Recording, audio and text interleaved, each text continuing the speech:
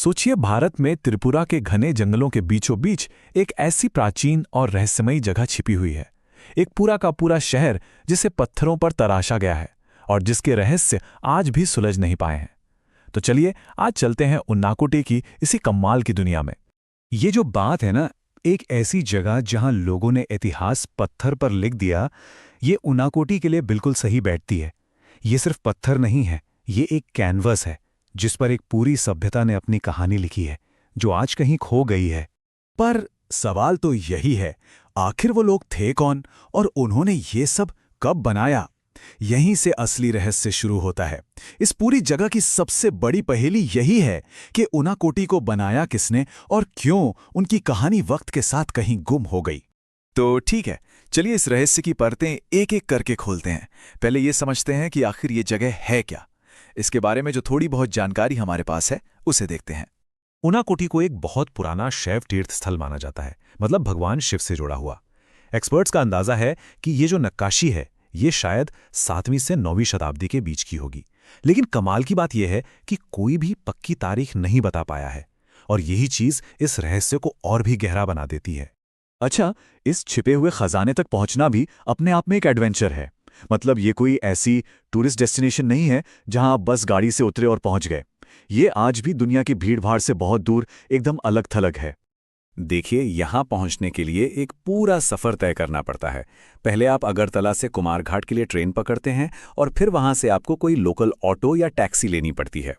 इसी यात्रा से ही आपको अंदाजा हो जाएगा कि ये जगह कितनी अंदर, कितनी कटी हुई है। और एक दिलचस्प बात बताऊं, अगरतला शहर देश के बाकी रेलवे नेटवर्क से जुड़ा ही 2008 में। इससे आप अंदाजा लगा सकते हैं कि यह पूरा इलाका ऐतिहासिक रूप से कितना अलग थलग रहा है। और यहां पहुंचना तो बस कुछ साल पहले ही थोड़ा आसान हुआ है।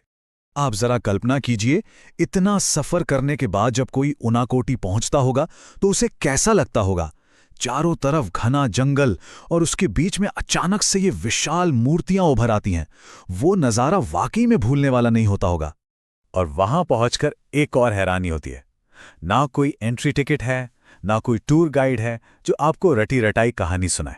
बस आप हैं, घना जंगल है और एक अजीब सी शांति। ये कमर्शियल टूरिस्ट स्पॉट नहीं है।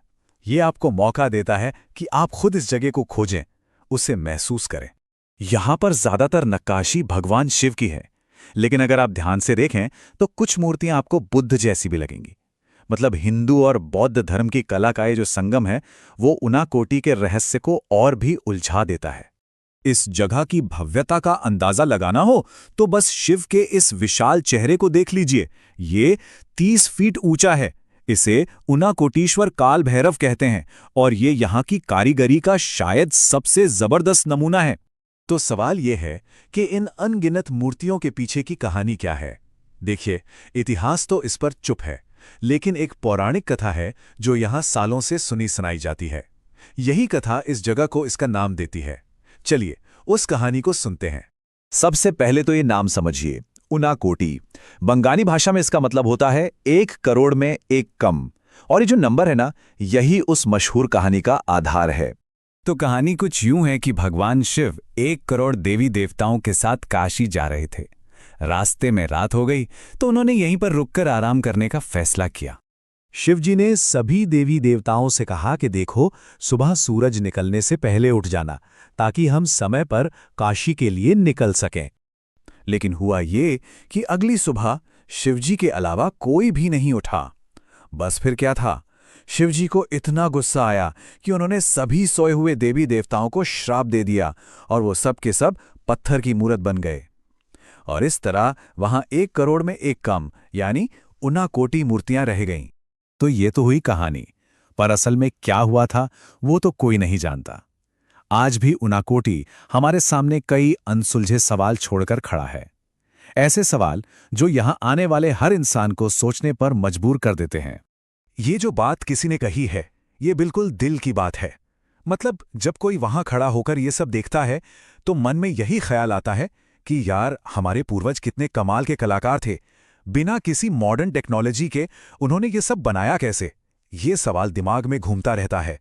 एक और सोचने वाली बात यह है कि अगर इतनी जबरदस्त जगह भारत के किसी और हिस्से में होती ना, तो शायद यहां पैर रखने की जगह नहीं होती, टूरिस्ट की भीड़ लगी रहती।